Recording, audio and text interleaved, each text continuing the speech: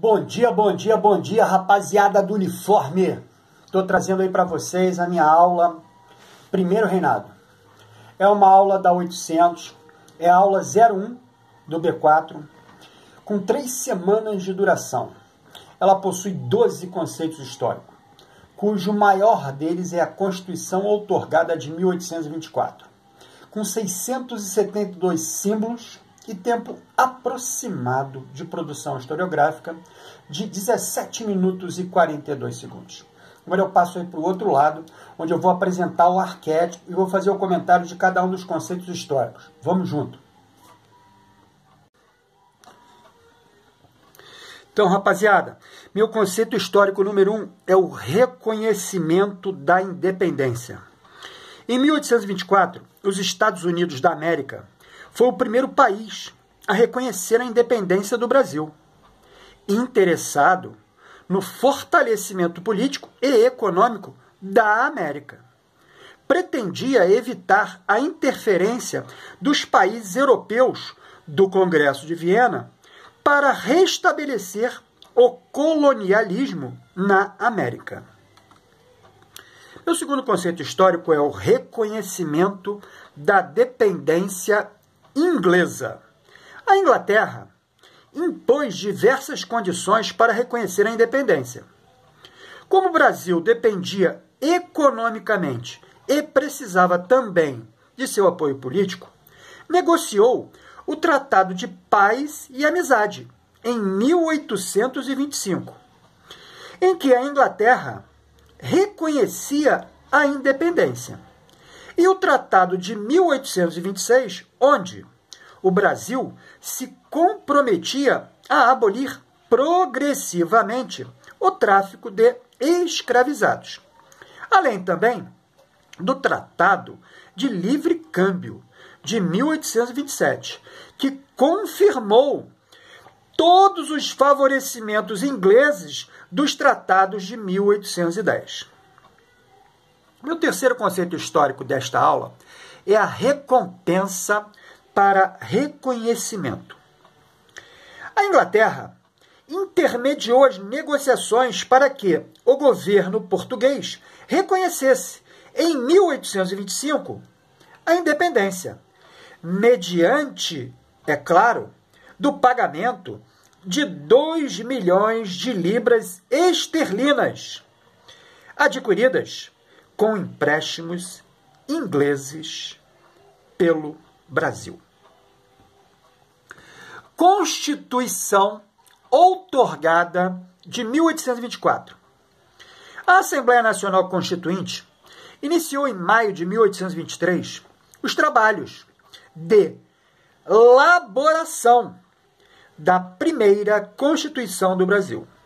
Dom Pedro I recusou-se a aceitar a nova lei e dissolveu a Assembleia, nomeando uma comissão para reiniciar os trabalhos. Em maio de 1824, outorgou a Constituição, com a manutenção da escravidão e a obrigatoriedade da religião católica, além da quadripartição dos poderes: executivo, exercido pelo imperador e por ministros nomeados por ele; legislativo, exercido por deputados eleitos pelo voto censitário, e por senadores vitalícios, nomeados pelo imperador; judiciário, exercido por juízes nomeados pelo imperador; moderador, exercido unicamente pelo imperador, com autoridade para anular quaisquer decisões dos demais poderes. Meu conceito histórico número 5 é a Confederação do Equador. Em Pernambuco, no ano de 1824, a elite liberal, apoiada pelas camadas populares, pretendia proclamar uma república independente nas províncias do Nordeste.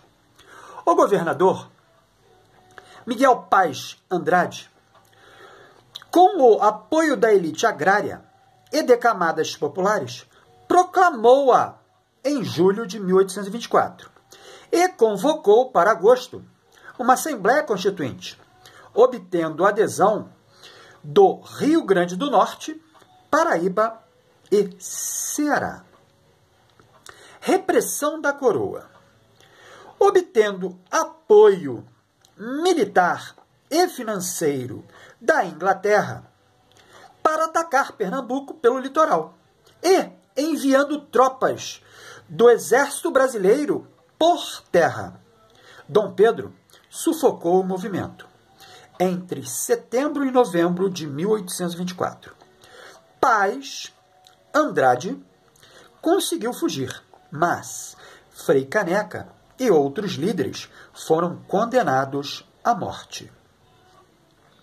Duas coroas. Em 1826, Dom João VI morreu em Portugal, o que tornou Dom Pedro I seu sucessor natural. Porém, Dom Pedro abdicou do trono em favor de sua filha de 7 anos, a princesa Maria da Glória, e prometeu-a em casamento ao irmão, Dom Miguel, que ocuparia o trono até que a princesa se mudasse para Portugal e atingisse a idade para casar. Guerra da Cisplatina. Essa região foi anexada por Dom João VI em 1821, mas a população local resistiu durante 7 anos. Em 1828, com a mediação da Inglaterra, o Brasil reconheceu a independência da República Oriental do Uruguai. Interferência em Portugal. No ano de 1828, em Portugal, Dom Miguel deu um golpe de Estado. Dom Pedro I, na tentativa de garantir que as tropas portuguesas se mantivessem fiéis à princesa Maria da Glória, passou a enviar grandes quantias de dinheiro para Portugal, gerando protestos no Brasil. Morte de um liberal.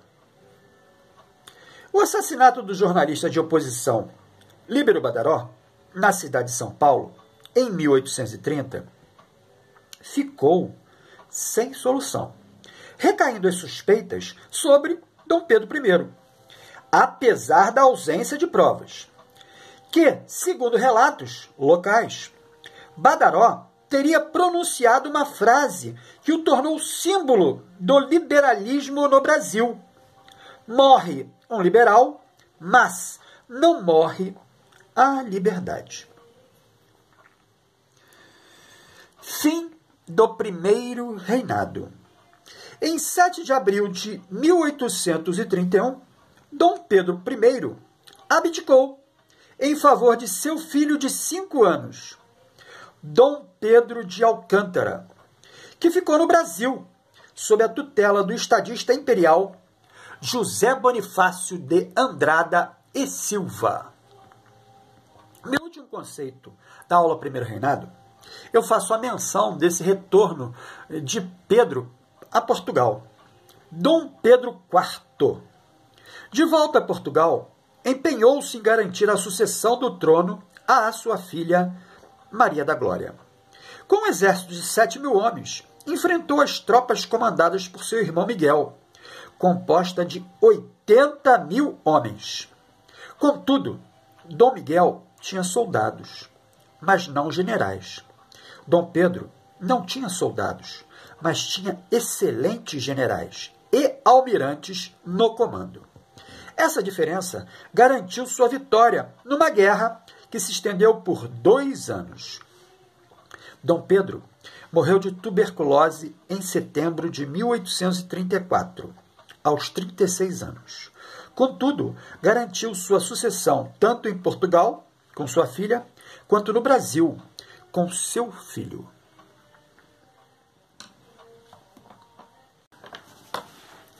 E assim, rapaziada da 800, eu termino meu comentário sobre a aula Primeiro Reinado. E agora a gente passa aí, em sala de aula, para essa produção historiográfica, que nada mais é do que a escrita dos conceitos históricos do arquétipo, onde os senhores vão autonomamente realizar um processo de repensar através da escrita e, consequentemente, levar cada um dos senhores autonomamente ao aprendizado. Boa escrita para os senhores, nos vemos na próxima.